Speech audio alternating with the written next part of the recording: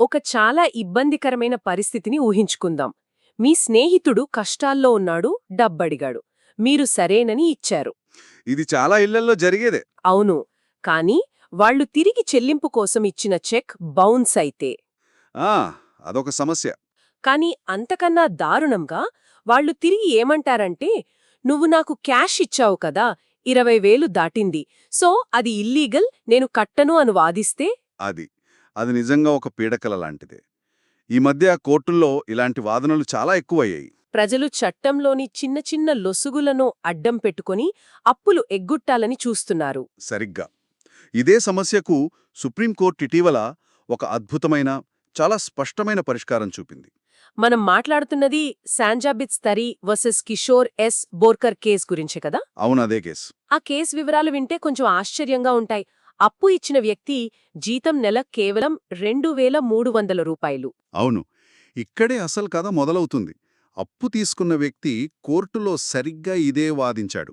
ఏమని? నెలకు 2,000 సంపాదించే వ్యక్తి లక్షల్లో అప్పు ఎలా ఇవ్వగలడు?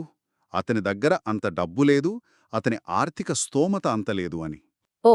ఆశ్చర్యంగా హైకోర్టు కూడా మొదట ఈ వాదనతో ఏకీభవించింది. రుణదాతకు అంత ఫైనాన్షియల్ కెపాసిటీ లేదని చెప్పి రుణగ్రహీతను నిర్దోషిగా వదిలేసింది. అంటే ఒకరి ఆదాయం తక్కువగా ఉంటే వాళ్ళిచ్చిన అప్పు చెల్లనట్లేనా? ఇది చాలా గందరగోళంగా ఉంది. ఇక్కడే కదా నెగోషియబుల్ ఇన్స్ట్రుమెంట్స్ యాక్ట్లోని సెక్షన్ 139 వస్తుంది. ఖచ్చితంగా సెక్షన్ 139 అనేది చెక్ బౌన్స్ కేసులకు గుండెలాంటది. సింపుల్గా చెప్పాలంటే, చెక్పై సంతకం మీదేనని మీరు ఒప్పుకున్న తర్వాత అది ఒక అప్పు తీర్చడానికే ఇచ్చారని కోర్టు భావిస్తుంది. ఓకే. లేదు, ఇది అప్పు కాదు అని నిరూపించాల్సిన బాధ్యత పూర్తిగా రుణగ్రహీతపైనే ఉంటుంది. దీన్నే లీగల్ ప్రెజంప్షన్ అంటారు. హైకోర్టు ఈ ప్రాథమిక సూత్రాన్ని పట్టించుకోలేదు. మరి సుప్రీంకోర్టు ఈ చిక్కుముడిని ఎలా విప్పింది? ఒకవైపు ఇన్కమ్ ట్యాక్స్ చట్టం, మరోవైపు ఈ చెక్ బౌన్స్ చట్టం. ఈ రెండిటి మధ్య గొడవని ఎలా పరిష్కరించింది? ఇక్కడే సుప్రీంకోర్టు అద్భుతమైన స్పష్టత ఇచ్చింది.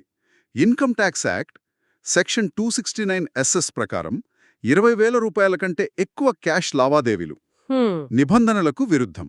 అవును. కానీ సుప్రీంకోర్టు చెప్పిందేమిటంటే, ఆ నిబంధనను ఉల్లంఘిస్తే మీకు ఇన్కమ్ ట్యాక్స్ డిపార్ట్మెంట్ నుండి పెనాల్టీ వస్తుంది. అంతే. అంతేగాని మీరు తీసుకున్న అప్పు చెల్లనిదిగా లేదా ఇల్లీగల్గా మారిపోదు. వావ్! అంటే పన్ను ఎగ్గొట్టడం వేరు, అప్పు ఎగ్గొట్టడం వేరు. ఈ తేడాను స్పష్టం చేయడమే ఈ తీర్పులోని అసలు పాయింట్. ఎగ్జాక్ట్లీ. ఎందుకంటే గతంలో పీసీ హరి లాంటి కేసుల్లో కొన్ని హైకోర్టులు వేరేగా తీర్పులిచ్చాయి. క్యాష్లో ఇచ్చారు కాబట్టి అప్పు చెల్లదని అన్నాయి. ఆహా! ఆ గందరగోళానికి ఇప్పుడు తెరపడిందనమాట. అవును. పన్ను ఉల్లంఘన అనేది సివిల్ పెనాల్టీకి సంబంధించింది. అప్పు ఎగవేత అనేది క్రిమినల్ నేరం. సుప్రీంకోర్టు ఈ రెండింటినీ వేరు చేసింది. ఈ తీర్పులో వ్యాజ్యాల భవిష్యత్తు గురించి కూడా కొన్ని ఆధునిక మార్గదర్శకాలున్నాయని విన్నాను.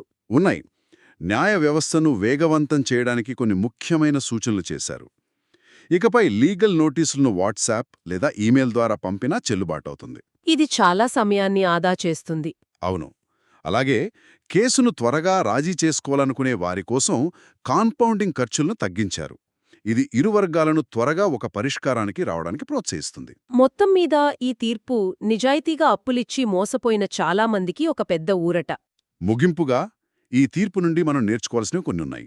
రుణదాతలు, మీ ఆదాయం తక్కువైనా అప్పుగా ఇచ్చిన డబ్బు ఎక్కడి నుండి వచ్చిందో చూపించడానికి ఏదైనా ఆధారం ఉంచుకోవడం ముఖ్యం. ఓకే, సోర్స్ ఆఫ్ ఫండ్స్ అన్నమాట. అవును. ఇక రుణగ్రహీతలు ట్యాక్స్ చట్టాల్లోని టెక్నికాలిటీస్ అడ్డం పెట్టుకుని అప్పు ఎగ్గొట్టలేరని గుర్తుంచుకోవాలి. మరి అందరికీ ఉపయోగపడే సలహా. మీకు వాట్సాప్లో లీగల్ నోటీస్ వచ్చినా దాన్ని తేలిగ్గా తీసుకోవద్దు. వెంటనే స్పందించండి. నిశ్శబ్దంగా ఉంటే అది మీకు వ్యతిరేకంగా మారచ్చు. నిజమే. స్నేహితుల మధ్య ఇలా డబ్బు విషయంలో నమ్మకం దెబ్బతినడం చాలా బాధాకరం. కాని చట్టం భావోద్వేగాల కన్నా సాక్ష్యాలకే విలువిస్తుందని ఈ తీర్పు మరోసారి స్పష్టం చేసింది. ఇప్పుడు మనం ఆలోచించాల్సిన ప్రశ్న ఒకటుంది.